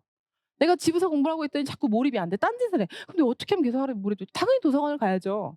당연히 스터디 카페를 가야 되고. 그쵸? 스터디 카페를 갔는데 중간에 내가 한 번씩 자꾸 힘들 때마다 자꾸 핸드폰을 보네. 그럼 자꾸 임용고시에서 멀어지고 BTS가 자꾸 눈에 나오네. 그럼 어떻게 돼요? 핸드폰을 쉴 땐 필요하죠. 쉴 때 핸드폰을 보는 게 아니라 쉴 때 그냥 잠을 자든가 제가 말했던 책을 한쪽 보든가. 저는 참고로 개인적으로 공부했을 때 항상 자기계발서 진짜 좋은 거는 만약에 본인이 제가 여러 가지 추천드리긴 했지만 본인한테 맞는 여기 이 책을 읽고 나면 막 뿜뿜해 막 인사이트가 와 가지고 '그래 나 공부 진짜 열심히 할 거야. 나 진짜 수석될 수 있어.' 이런 생각이 만약에 들었다. 그럼 그 책은요 한 번 읽을 게 아니에요. 그건 본인이랑 정말 찰떡 구멍 입은 거거든요. 이 책은 1년 내내 계속 10 번이고 20 번이고 읽어야 되는 책인 거예요. 진짜로. 근데 그런 책 만나기가 쉽진 않아요. 근데 그런 책을 만났다 그러면 그 책은 진짜 맨날 갖고 다니면서, 그래서 쉬는 시간에 쉴 때 아무 생각 없이 그 책을 넘긴다거나, 아니면 진짜 이 A4지 이렇게 놓고 허공을 보면서 '내가 지금부터 한 15분 쉬겠어.' 하면서 이제 하늘 보면서 눈의 피로를 좀 풀면서 고개 떨어뜨릴 때 한번 보고, 이런 식으로 본인이 이제 몰입을 할 수 있는 환경을 어떻게 하면 할 것인가를 이번 주에는 좀 생각을 해 보셨으면 좋겠어요. 그게 메타인지예요. 계속 '내가 어떻게 하면 잘할 수 있지? 내가 어느 정도 수준까지 와야지? 지금 내가 필요한 건 뭐지?' 이 생각을 계속 하시면 올해 꼭 반드시 합격할 겁니다. 아셨죠? 절대 포기하지 않고 계속 하셨으면 좋겠고, 제가 직강을, 사실은 제가 수강하시는 분들의 거의 80-90%가 전부 다 인강이세요, 인강. 직강으로는 코로나 이후에는 많이 다들 인강을 익숙해졌잖아요, 우리가 다 인강으로 만나는 게. 이제 인강으로 이제 보시는데, 사실 제가 직강이든 인강이든 계속 매주 이제 지금처럼 이제 한 타임을 완전히 할애해서는 하진 않지만, 매주 제가 거의 이제 첫 시간, 그리고 1 교시, 2 교시, 3 교시 진행할 거예요. 보통 이제 75분 수업하고 15분 쉬고, 75분 수업하고 15분 쉬고 해 가지고 1, 2, 3 교시가 진행돼요. 그래서 이제 11 시부터 수업이 시작하면 빨리 끝나면 3시 반, 늦게 끝나면 4시 반. 나 보통 이제 4시 전후로 끝나니까 그렇게 생각하시면 되고, 1 교시와 3 교시 때 제가 이제 여러분한테 인사이트를 줄 수 있는 얘기를 한 매주 한 10 분씩 정도 얘기를 말씀을 드릴 거예요. 그리고 이번 주는 어떤 메타인지를 가지고 생각을 해야 되는지 이런 것도 이제 안내를 해 드릴 테니까요. 끝까지 1년 동안 열심히 공부하셔서 정말로 올해 꼭, 꼭, 꼭 내년이 아니라 올해 꼭 합격하시기를 진짜 바라고, 우리는 2 교시에 본격적인 수업과 함께 다시 돌아오도록 하겠습니다라고 하고 싶은데, 여러분이 교육 과정 되게 궁금해 가지고 마지막으로 이런 식으로 강의하는 거 되게 싫어하는데 자, 교육 과정에 대한 얘기만 간단하게 하고 지나갈게요. 이 올해 물화생지 전부 다 2022 개정 교육 과정에 나온 거 다들 아시죠? 그래서 이제 사실상 대놓고 이렇게 말하기는 좀 그렇지만은, 사실상 2022 개정 교육 과정을 다 공부를 하셔야 된다라고 보시면 돼요. 그래서 이제 어 2024 년도에는 사실은 초등학교 1-2 학년한테만 적용이 됐었고, 그리고 이제 5-6 학 사 3-4 학년, 그다음에 5-6 학년 이렇게 적용이 돼요. 그리고 여기는 중1, 고1, 여기는 중2, 고2, 중3, 고3. 그래서 이렇게 2027년 학년도가 되면 다 적용이 되죠. 여러분이 올해 임용을 쳐서 올해 합격을 하면 내년에 여기 이제 이렇게 발령을 받아서 여러분이 학교에 계실 때는 이렇게 2022 개정 교육 과정이 이제 적용이 되고 있을 거예요. 그래서 이제 올해, 사실은 올해 합격하신 분들은 사실은 초등학교밖에 없지, 아직까지도 얘가 임용고시는 2022 개정 교육 과정으로 시험을 쳤습니다만, 실전에서는 2015 개정 교육 과정 교과서를 가지고 그냥 수업을 하세요. 근데 그럼에도 불구하고 올해 나왔잖아요. 그쵸? 나왔죠. 그럼 내년에는 더 확실하게 들어가죠. 들어가기 때문에 이제 올해는, 그래서 2022 개정 교육 과정을 거의 완벽하게 공부를 하셔야 되고, 특히 이때 배우는 과목들, 이때 뭐 배워요? 통합과학 1, 2, 과학탐구 실험 1, 2에 대한 거는 정말 내용 요소까지 완벽하게, 성취 기준까지 완벽하게 보셔야 돼요. 근데 사실은 이번에 물리랑 생물 같은 경우에는 진짜 제가 이제 1년 내내 그러고 '아유 이 정도만 하면 돼요. 이 정도만 하면 돼요. 내용 요소는 안 나와.' 내가 막 이러면서 막 쉬는 시간에도 '이 정도면 충분합니다. 충분해요. 불안해하지 마세요.' 막 이러면서 했는데 정말 그 정도까지밖에 안 나왔어요. 근데 사실은 올해 화학이랑 지구화학에서는 쪼끔 디테일하게 들어갔어요. 근데 이게 희한하게 화학에서 올해 디테일하게 들어가면 그다음 연도에는 다른 과목, 화학이 아닌 다른 과목에서 디테일하게 막 들어가요. 결론은 뭐다? 얘네들은 아주 기본이에요. 얘네 완벽하게 공부하는 건 기본이고, 그리고 나머지 과목들 있죠? 고2, 고3 때, 중2, 중3 때 배우는 과목들도 사실은 내용 요소까지 다 보셔야 돼요. 그래서 올해부터는 부담감이 엄청 커졌어요. 작년하고 비할 바가 안 될 정도로. 작년에 내용 요소 다 외우는 거 같이 안 했거든요. "안 나와요." 이러면서 내가 "그거 나오면 틀리라고 낸 거예요." "누가 외워요?" 이러면서 오히려 2015 개정 교육 과정을 내용 요소를 다시 물을 수는 있으니까 보라고 막 이렇게 했거든요. 근데 올해는 이제 2022 개정 교육 과정의 내용 요소까지 다 봐야 되기 때문에 제가 함께 같이 몰아세지 전부 다 외우겠습니다. 아셨죠? 네. 조금 쉬었다가 2 교시 때 만나요.